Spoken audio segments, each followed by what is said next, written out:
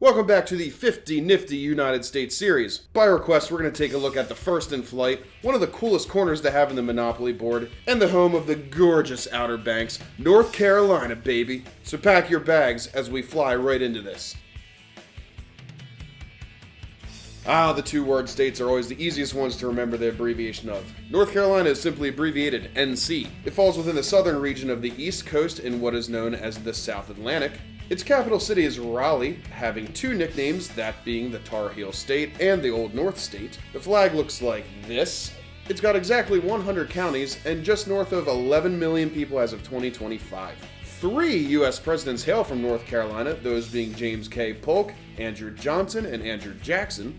It was indeed one of the 13 original colonies, being admitted to the Union in November of 1789, making it the 12th state. It was also second to last to secede from the Union, although many who lived there will tell you that they kind of felt forced to because all the states surrounding them by that point were part of the Confederacy. Therefore, their current constitution goes back to 1868. So let's get a gander at them borders. Being a coastal state, North Carolina has a very large seaside with the mighty Atlantic Ocean to its east.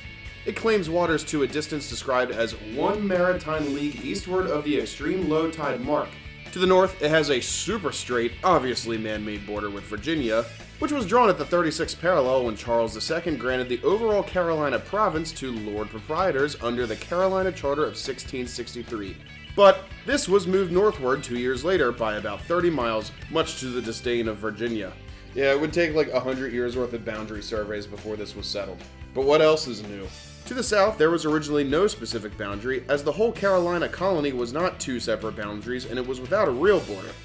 But by 1730, it was stated to start 30 miles south of the Cape Fear River. However, this man, Governor George Burrington, refused to acknowledge this survey and claimed that the PD River was a better dividing line. And boy, it's a good thing that that didn't happen because he'd lost a lot of territory. And it wouldn't be early America without the involvement of removing natives, would it? This is actually part of why there are two Carolinas. In 1735, Governor Gabriel Johnson wanted the northern border to run diagonally from the ocean to the 35th parallel until cutting it straight towards the Pacific to conveniently leave the Catawba and Cherokee nations within the south, which resulted in so many surveys between there and the U.S. Revolution. Moving on to its west, it split nice and diagonally with Tennessee, which became federal land, previously part of Carolina, in 1789 after independence. For once, things seemed nice and simple.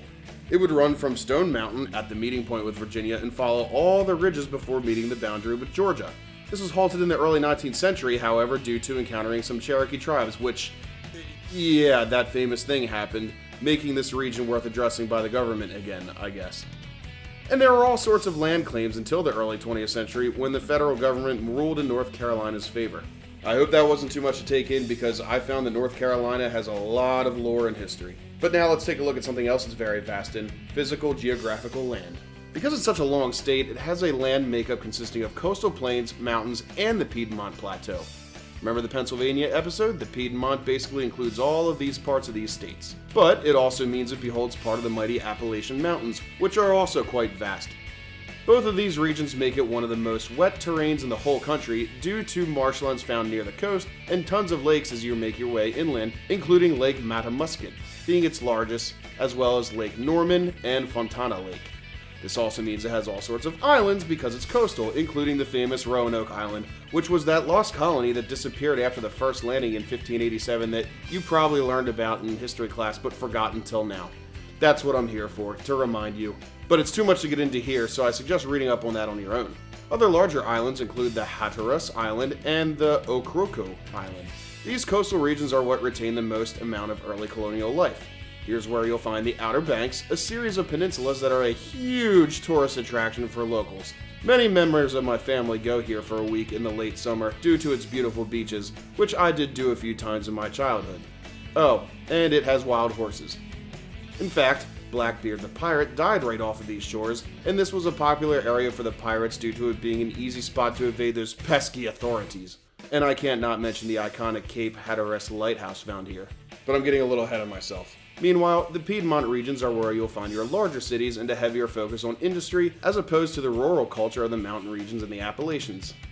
In fact, there does still exist a fair amount of indigenous Cherokee culture here, as it still has communities despite, well, you know. The way the state rises from sea level into the rounded, gradual mountains is probably one of the coolest things about it, and the shape shows that these probably have origins older than most of the rugged US topography. But looking back at the coastal plain, you're going to be sure to find gently rolling hills with the aforementioned swamps before reaching the fall line that separates it from the Piedmont. The mountain region can actually be broken up into two, that mainly being the Blue Ridge Mountains and the Unica Mountains. Blue Ridge runs across the state, being very sporadic and irregular, containing the sub-range Black Mountains, which are the highest mountains in the entire eastern part of the country. And yes, that is where you'll find the highest peak, Mount Mitchell at 6,684 feet. However, the smaller Smoky Mountains, often just called the Smokies, are a little more regular as they continue in an even direction with less variance in height. Same could be said about the Brushy Mountains, which fall entirely within the state, dividing up some of the rivers. And speaking of rivers, we already mentioned a couple of these, namely the Cape Fear River starting from the Haw River and flowing into the Atlantic by Cape Fear, where it gets its name. The Catawba is the most densely populated one, named for the indigenous tribe which starts in the Appalachians and flows into South Carolina. It also includes a lot of man-made reservoirs, mostly for flood control and hydroelectric purposes. Of course, we must mention the Roanoke River flowing from Virginia, not named after the lost colony, and bisecting the entire state is the Petey River, which is also named after a native tribe. Highways. Well, for one, I-95 runs clear north to south, and I will warn you, if you ever find yourself taking this route to get from the north to the south, be ready for some of the most boring, repetitive, uninteresting driving you will ever experience. Well, until you get to the border of South Carolina, which you'll see signs for south of the border for like 100 miles, with all sorts of goofy looking and totally racially sensitive ads along the way.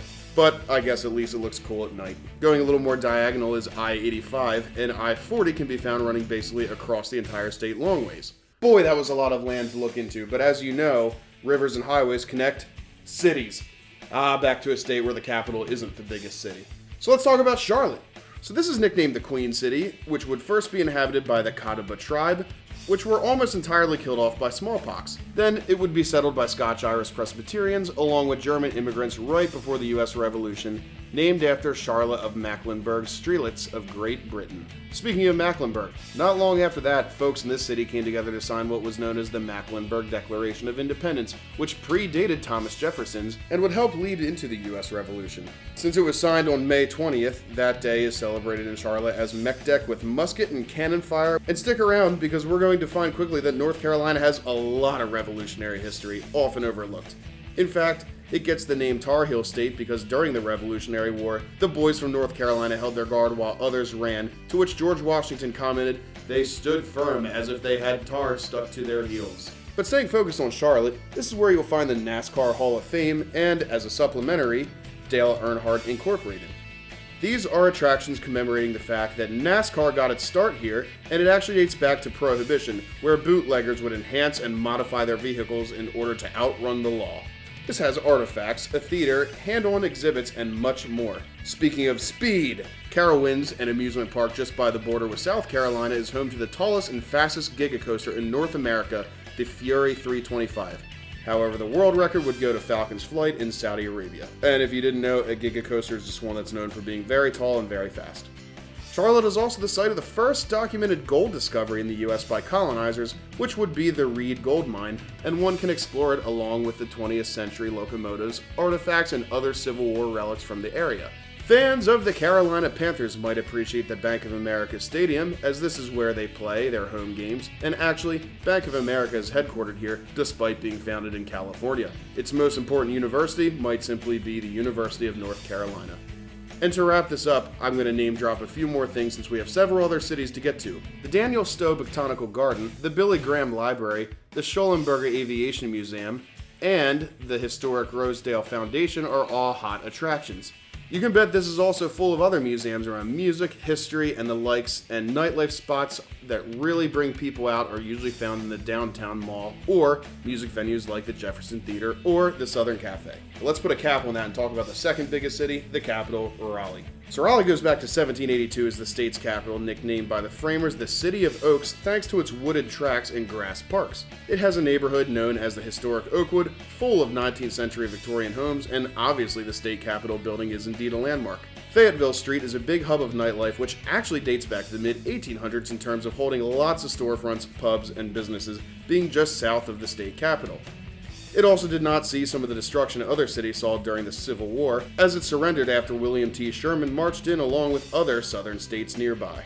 You know by now I love cathedrals and castles, and the Holy Name of Jesus Cathedral is no exception. This monstrous one that can hold around 2,000 people sports a dome, chapel, cornerstone, and all sorts of stained glass.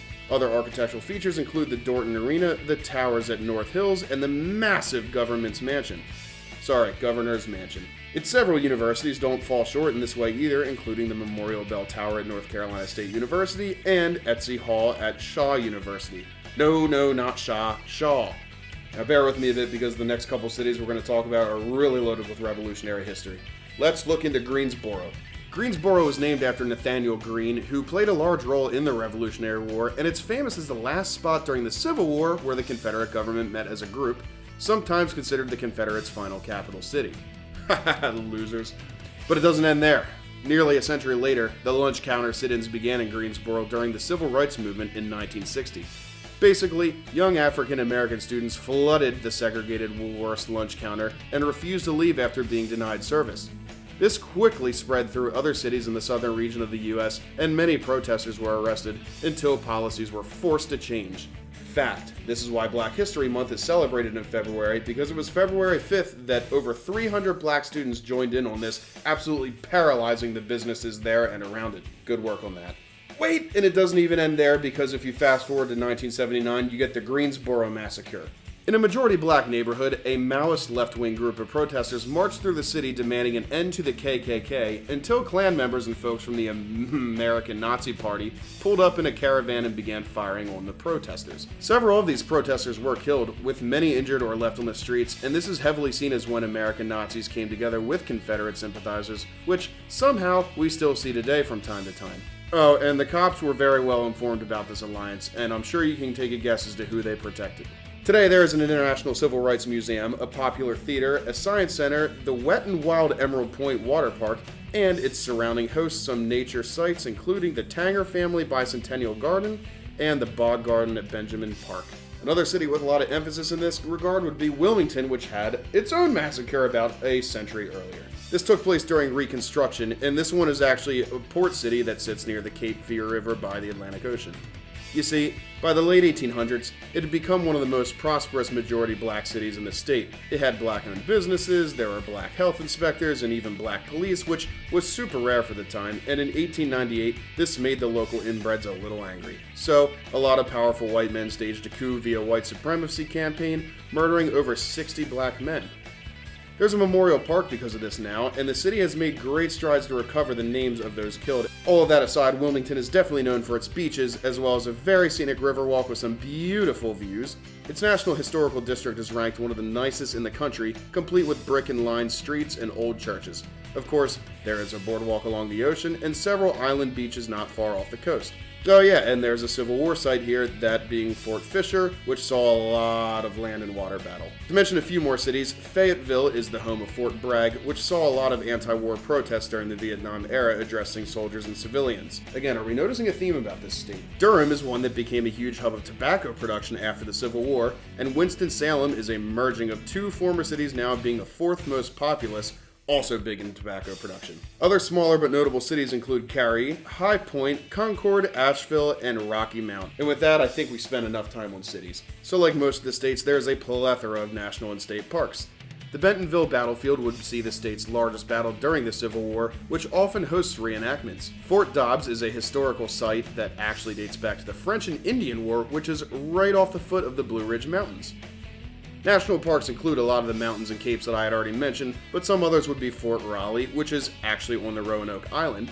Cape Lookout is on the Harper's Island where you can go horse watching, and there are definitely points within the Appalachian Trail and the Trail of Tears Historic Trail. North Carolina only has one show cave, that being the Linville Caverns, which are found in the Humpback Mountain, and it has an underground water system that is home to a lot of trout. It's well lit, and you can take a tour of this. The tallest waterfall would be the Whitewater Falls, which is actually the highest one east of the Rocky Mountains, falling at 811 feet. This runs from the Whitewater River, complete with a quarter-mile pathway to a lookout of the falls.